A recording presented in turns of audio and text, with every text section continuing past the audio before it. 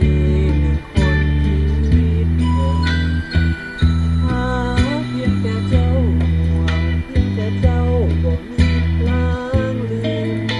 ใจนี้เจ้าคือที่ในใจของอ้ายเสมอจากใจหักจริงจากคนคนนี้อยากบอกทุกวินาทีบนใจนี้มีเพียงแต่เจ้าเขียนคำว่ารักใส่แผ่นฟ้าเป็นสัญญาณเฮาฝากสายลมที่สิพัดเบาๆความคิดฮอดเจ้าแท้ดีคนดีนั่งนอนถามดาว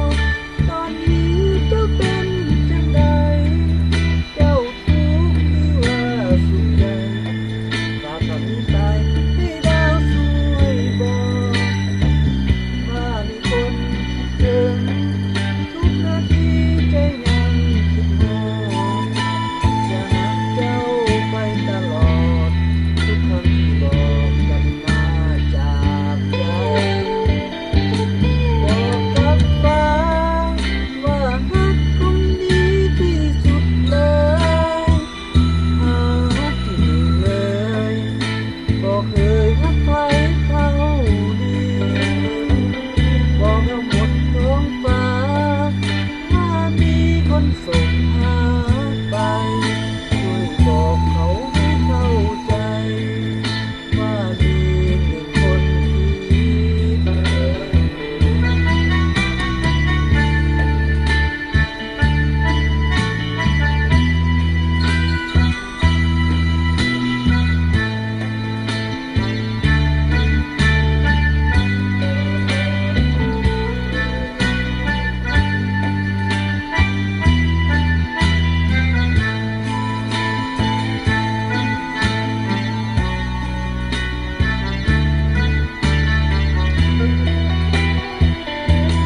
วอนถามดาว